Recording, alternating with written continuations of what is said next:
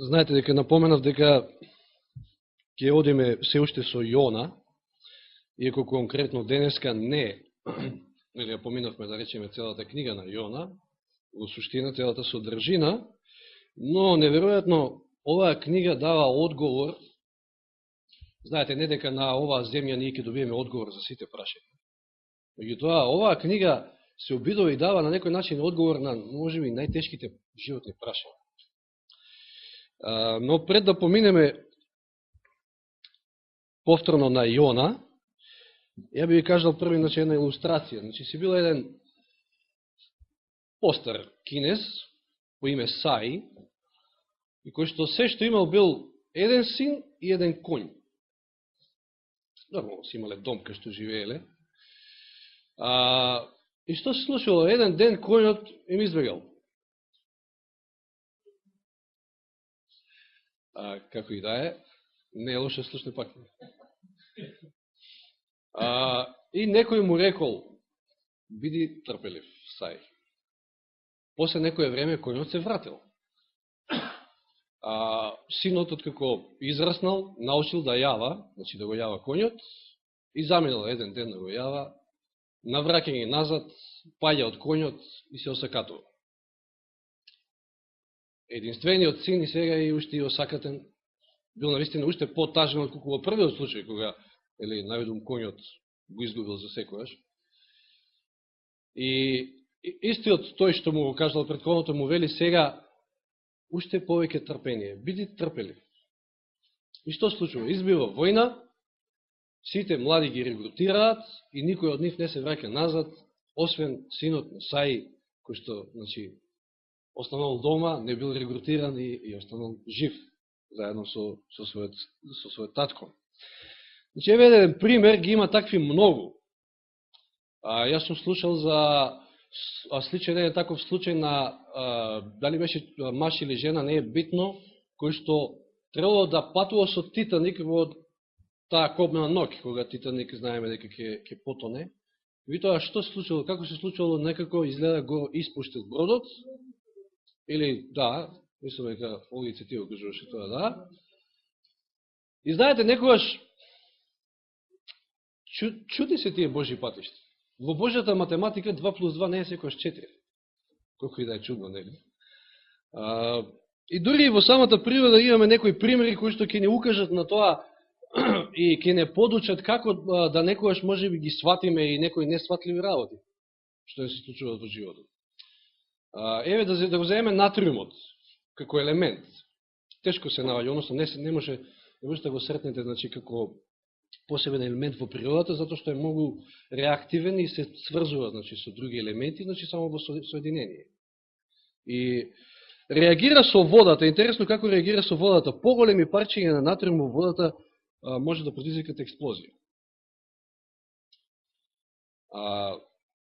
Посебно натриумовиот метал, значи со водата ослободува каустичен натриум хидроксид и високо запалив водороден газ.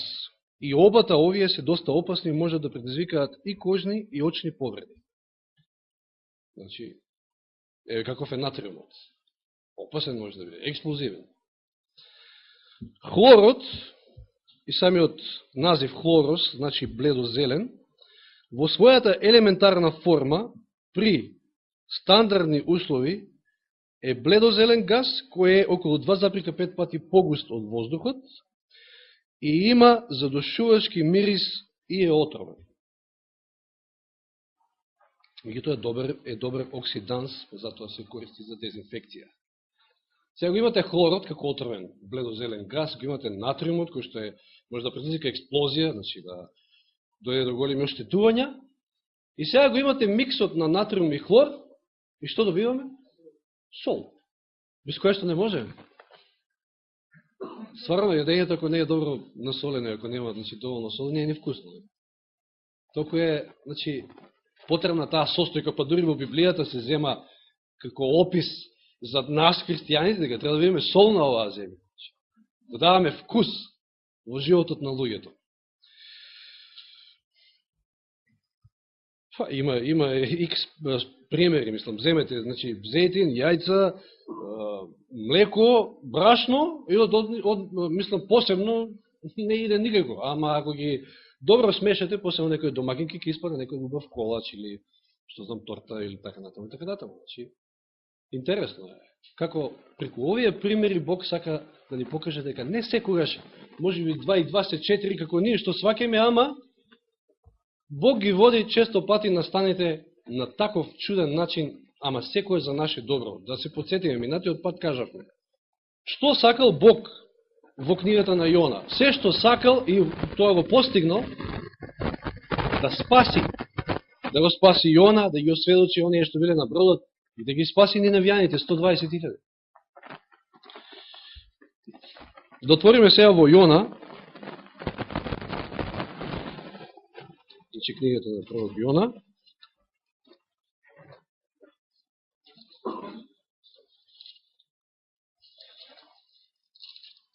во втората глава, односно во првата глава, први да се подсетиме на еден момент. 15 стих. И го зедоа Јона и го фрлија во морето, и морето престана на беснење. Кои се тие кои што го зедоа и го фрлија Јона во морето? Што нешто биле на бродот. А Јона во втората глава се моли и вика во 3 стих: Господе, ти ме фрли во длабочината, во срцето на морето и водата ме окружи. Сите твои поплави и бранови минаа преку мене.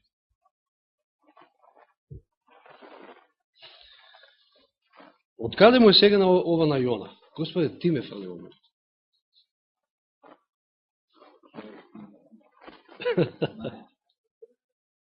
Може би не е толку тешко, нели, кога бегате од Бога, па да сватите зашто некои работи ви се случуваат. Меѓутоа, често пати, дури ако сте верни, може да ви се случуваат некои чудни работи.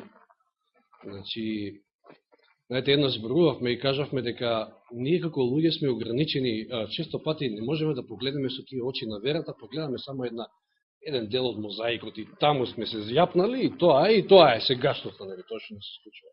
Ама големата слика никако да ја видиме. А тоа парче е само еден мал дел од мозаик.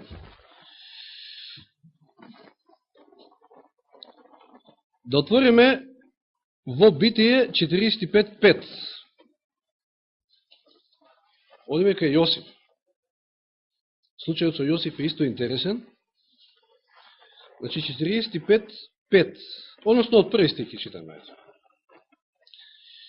Ова е средбата, повторната средба на Јосиф со неговите браќа. Знаеме што се случило. Неговите браќа првен сакали да го убијат, да го ликвидираат, едноставно да го нема, па на крајот ајде се предомислили ќе го продадат на Исмаилците, а овие го однеле, односно завршил потоа во Египет, знаеме. Јосиф не можеше веќе да се совлада пред оние кои го обкружуваа, па извика: нека отстапат сите. Така не остана никој со Јосифа кога им се откри на браќата. Чи насамо со своите браќа. Заплака гласно, одеднаш, да може египетците да го чујат. Се научи за тоа и во фараоновиот дворец. Јас сум Јосиф, и ми рече Јосиф на браќата си: дали е татко ми уште жив? Но браќата не може да му одговорат, толку се смутија пред него.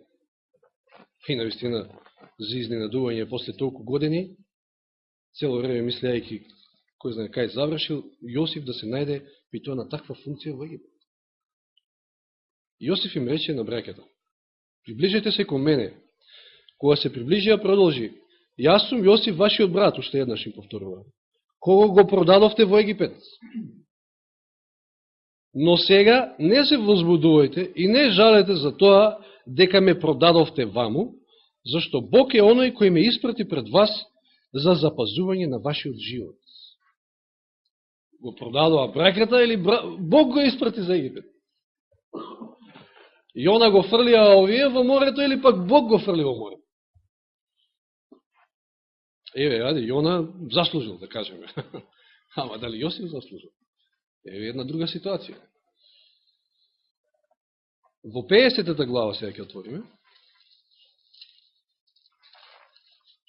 Читаме од 15 до 20. Кога Јосифовите браќа видоа дека почина татко им, значи сега ова е откако значи Јаков ќе почине, и овие уште се несигурни.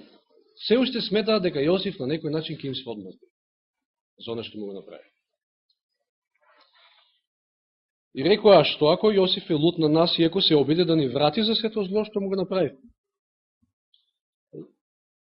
Затоа му порача на Јосифа пред својата смрт, татко ти порача. Почна да го лажа, нешто што не било така. Речете му вака на Јосифа: прости им ги на своите браќа злото и гревот, зашто постапија толку сурово кон тебе.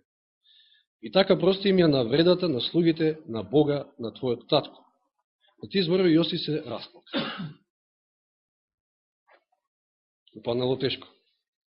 Што уште да им прости? Значи, зарем сето тоа што го покажал не било доволно. Тогаш неговите браќа дојдоа сами кај него, се фрлија пред него и му рекоа: еве некај тебе да ти бидеме робови. Еве сега малко и додирна точка со она што го зборувавме за време на пуката. И Јосиф одговори: не бојте се, па зар сум јас место Бога? Освен тоа, иако имавте вие намера да ми сторите зло, Бог го сврте тоа кон добро. Да направи тоа што се случува денес, да спаси живот на голем народ. Повторно го гледаме Бог во улога на спасител, да спаси.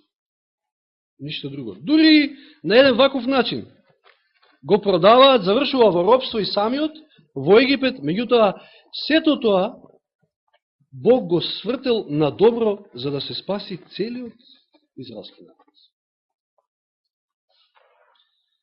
Значи, натриумот е опасен, хлорот е опасен, ама кој ќе се спојат. Знаете што вели оној убав, прекрасен стих со прекрасно ветување во Римјаните 8:28, се сеќавате? Сите работи содејствуваат за добро на оние кои што го љубат Бога.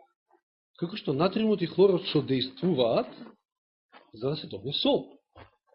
Што не значи дека имаме случаи со натриумот и хлорот, опасни и двете соедини елементи, меѓутоа во тоа нивно содејство се добива сол. Че може да имате лоши моменти во животот, некои чудни значи, случки во животот и да велите каде е Бог, меѓутоа сето тоа да води кон добро. И секако дека води кон добро, ако дали сме тие кои што го љубиме Бога, како што самиот стих вели.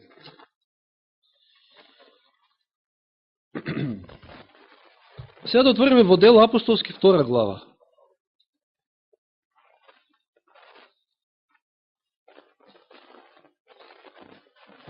Дело апостолски 2 глава.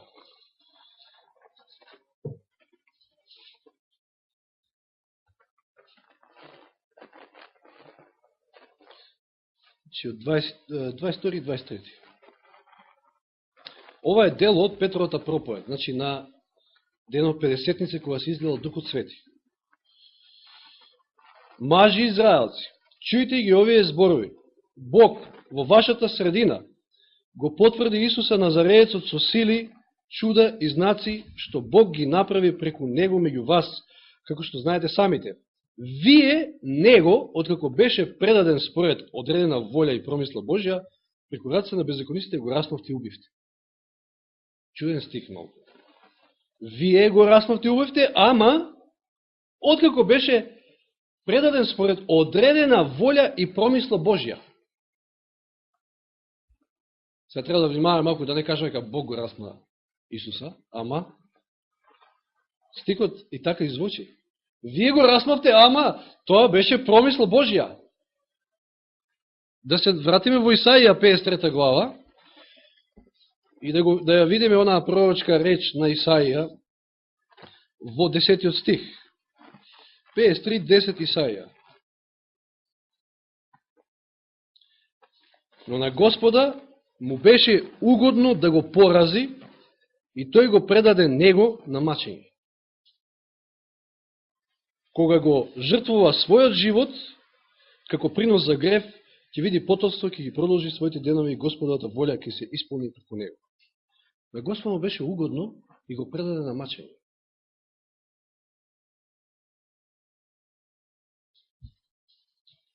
И дали забележате што вели? Ќе види потомство. Пак додирна точка и наследство. Со тоа што го зборувавме. 12 стих, односно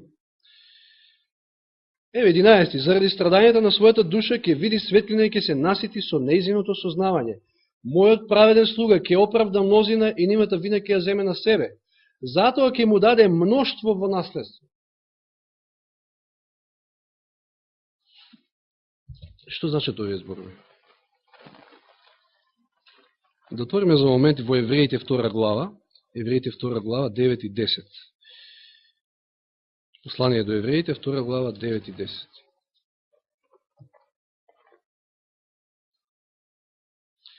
Да го гледам Исуса, кој беше направен само за малку понизок од ангелите, овенчан со слава и чест заради смртното страдање, да по Божијата благодат да ја вкуси смртта за сите, зашто му прилегаше нему заради кого е се и преку кого е се, откако приведе многу синови во слава преку страдањата да го усоврши началникот од неговото спасение. Многу синови приведе во слава, ќе добие големо наследство, значи. На Бога му беше угодно сето тоа што се случи. Исус ја исполни Божјата волја. Како тоа, што е Бог? Ужива во нечии страдања? Му беше угодно. Видите ги зборовите. Па зар на Бога не му беше угодно тоа што се случуваше со Јона? На Бога му беше угодно, затоа што сето тоа одведе до таму да 120.000 бидат спасени. И самиот Јона да добие убава лекција. И тој да се спаси. На Бога му беше угодно и тоа што се случи со Јосифа, иако беше предаден. Иако зло му стори на неговите браќа. Затоа што преку Јосифа на тој начин се спаси цел еден народ. И зар на Бога не му е угодно што Исус беше поразен, умер на крстот, за да се спаси секој оној кој што ќе поверува, што вели Евреите 3.16. Бог сака да спаси. Ништо друго не прави. Освен тоа, значи, понекојаш со комбинации на натров и хлор или не знам како, ама ги води настаните онака совршено за да не спаси. Еве еден цитат од библискиот коментар, кој што вели вака, значи ќе го појасни оној дел кај што вели дека на Бога му беше угодно. Како тоа? Бог уживал во тоа нешто. Или што е работата?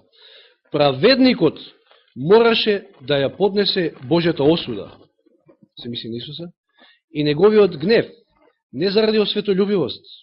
Бог не беше осветолюбив во случајов, никогаш не е, затоа што срцето на Отецот било погодено со најдлабока болка, значи не му било туку така на Отецот. Во тие мигови кога Исус ки изговори Боже мој, зошто ме остави? Му било тешко и нему, меѓутоа му било тешко и на Отецот. Со најдлабока болка, кога неговиот син ја поднесуваше казната за човечкиот грев. Ни крив, ни должен. И знаете, секојаш, дали сме криви, дали сме должни или не сме должни, секојаш кога ни се случува нешто тешко, Бог тагува заедно со нас. Бог ја споделува болката. Тој е нашиот Бог. Бог е љубов. Но, од друга страна, видите што вели понатаму цитатот, никогаш Божиот син не му бил помил на Отецот, на небесните ангели и на сите жители на непаднатите светови, отколку тогаш кога во понизност се сложил да поднесе немилост, понижување, срамота и најголемо злоставување од луѓето. Никогаш не му бил помил, затоа што тоа бил клучниот момент кој што ќе овозможи спасение на секој оној кој што ќе поверува. Тоа е целта Божја. Ја споделувал болката, меѓутоа и никогаш не му бил помил, му било угодно тоа што се случувало. Па немојте да го забравите ова. Бог сочувствува со вас, секојаш кој ви тешко, ама и му е угодно во оваа смисла, како што читаме, затоа што сака од вас да направи драгоцен метал, односно да ве прочисти, да ве доведе до спасение. Тоа му е најбитно. Што и да е тоа, значи, во нашиот живот? Вели, земајќи ги гревовите на светот врз себе, тој го воздигна човечкиот род и го ослободи од клетвата на гревот. Еве зашто на Господа беше угодно.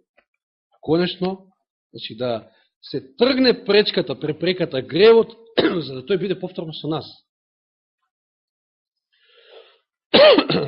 И повторно да го спомнеме оној стих, Римјаните 8.28. Еве ќе отвориме да го прочитаме изворно од Константинов овде. Но знаеме, и треба да знаеме, и ова никогаш не треба да забравиме, како христијани треба да знаеме, дека сите работи судействуваат за добро на оние кои го любат Бога и кои се повикани по неговата намера. А која е намерата на Бога? По која намера сме повикани ние? Да сме спасени, да видиме еден ден со Него. И да му служиме нормално и да во неговата служба, значи, допринесеме да и други дојдат до спасението.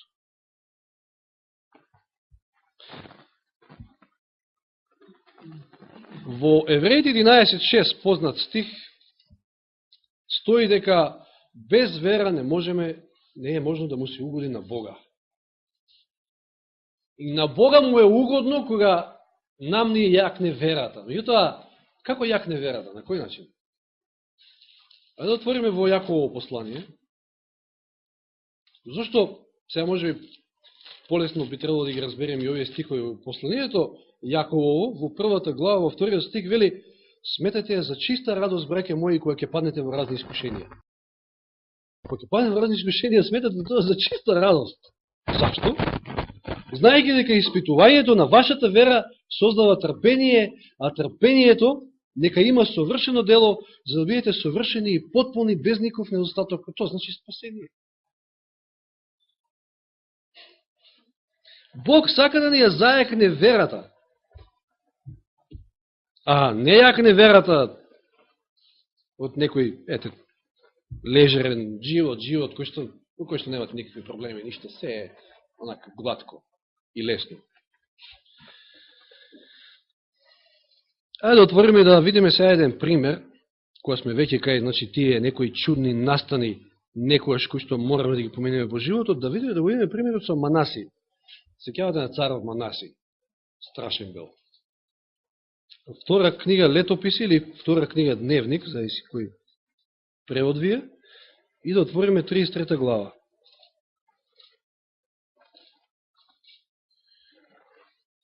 Од 10 до 13. Господ, значи втора книга Летописи, 33, од 10 до 13. Господ ги опоменуваше Манаси и неговиот народ, но тие не послушаа. Затоа Господ ги доведе против нив военоначалниците и асирскиот цар. Го фатија Манаси со куки, го врзаа во двојни железни вериги и го одведува во Вавилон. Кога се најде во неволја, видите че се пати зашто е потребно човек да се најде во неволја.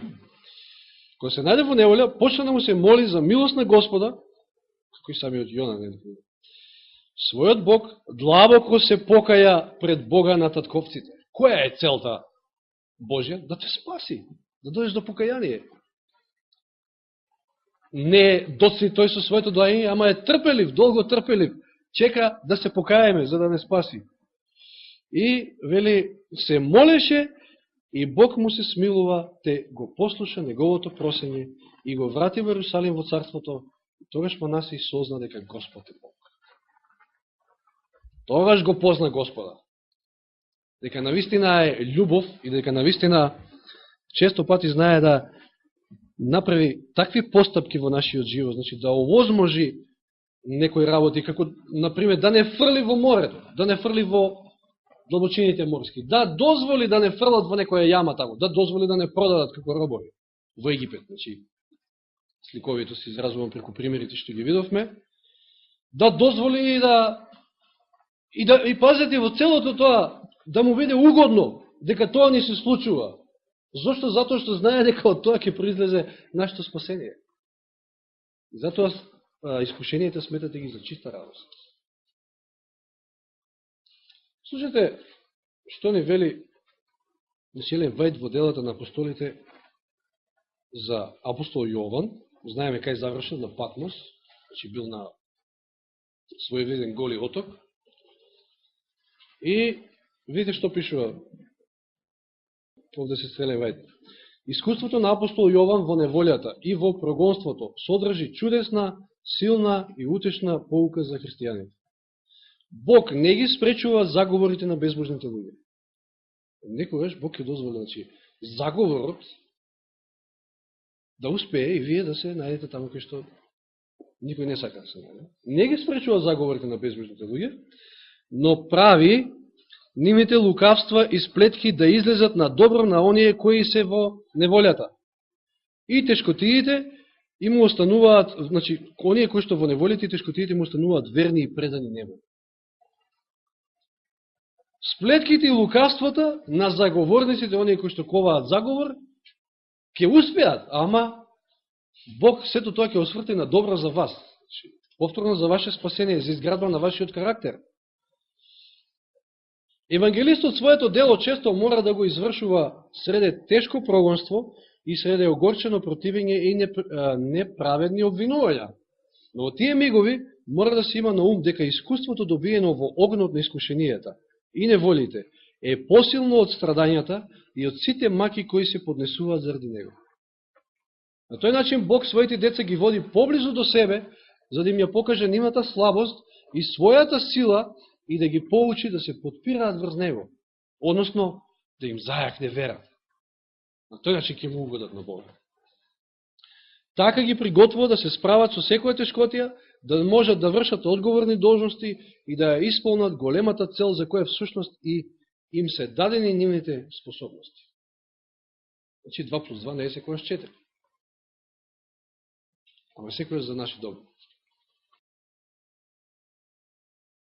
И уште еден цитат за, мислам дека за Павле се однесуваш овој.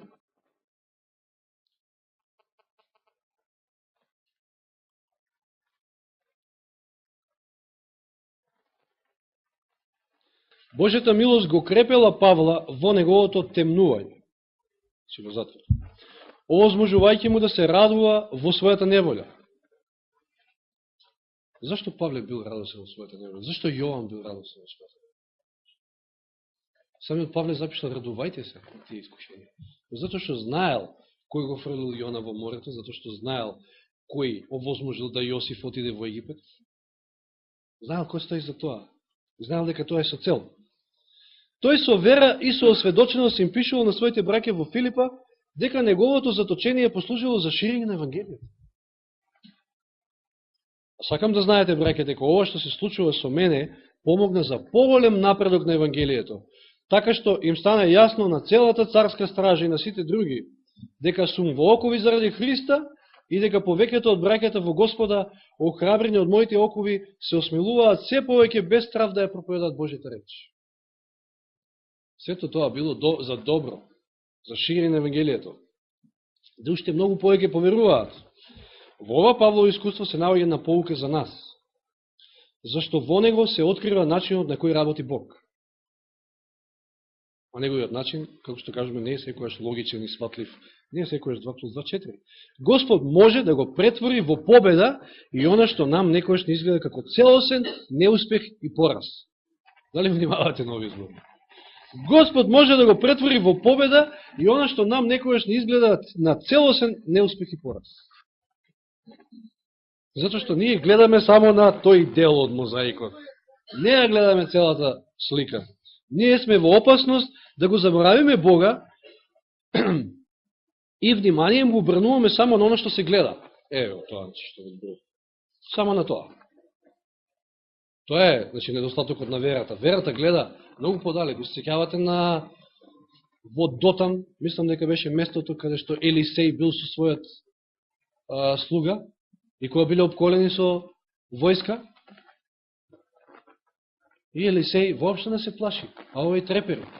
Ај погледни, односно се моли на Господа, Господа му ги отвори очите. Очите не му биле отворени, ама не му биле отворени очите на верата, она што често пати нам не е затворено. Кога погледнал после, па нашите се многу повеќе од нивните. Па секојаш е така, нормално Бог зарем ќе дозволи да видиме под една таква опседа и да изгинеме. Значи, наместо со очите на верата да го гледаме невидливото, ние само се зјапаме во тоа што се гледа. Кога ќе најдат неволи и несреќи, веднаш сме подготвени да го обидеме Господа за равнодушност. Често пати знаеме кажа: Господе, зашто ова мораш да ми случи? Зашто сега ме продадува како роб? Зашто? Зашто не го спречи ова? Зашто морам низ ова да поминувам? Такви сме. Мора да признаеме. Че го винуваме Господа за равнодушност. Ништо не превзема Господ. па дури за свирепост кон нас. Па зарем не бил свиреп, ако го заеме стихот, на Господа му беше угодно, вели Исаија, кога Исус, значи, се мачеше на крстот. Како бе тоа угодно? А ние сметаме дека Бог го биеше, нели, како што вели во истата глава, дека он е свиреп. Не, сето тоа е за спасение. Сето тоа е за спасение. Сето тоа е за добро. Ако тој смета дека е добро, известно време да ја ограничи нашата делотворност, во случајот како Павле, па да го стави во затвор, ние се плачеме, не помислувајќи ниту за миг дека Бог тоа го прави, може би токму за наше добро. Значи, овие се тешки, пазите, тешки прашања често пати не мачат во животот. Господе, зашто вака? Зашто мораше ова вака да биде? Немојте да заборавите оваа лекција. Подсетите се на Јона, на Јосиф, на самиот Исус. Ако не го сватиме ова, ако во таквите случаи се плачеме, се тешко ние, па ние го лишуваме Господа неговото задоволство под наводници се тоа. Господа му е угодно тогаш кога ние учиме лекција низ таквите случувања во живот. Затоа што знае дека од тоа ќе произлезе добро за нас. Крајната цел негова е нашето спасение. А ние често пати се ограничуваме на овој наш земски живот, па и случувањата ги толкуваме според некои наши гледање. Забораваме дека крајната цел е спасението, вечниот живот, не овој живот. Мораме да сватиме дека и карањето представува дел на неговиот голем план и дека христијанинот понекогаш под прачката на страдањата и болката може со својот Господ да стори повеќе отколку кога се наоѓа во активна служба.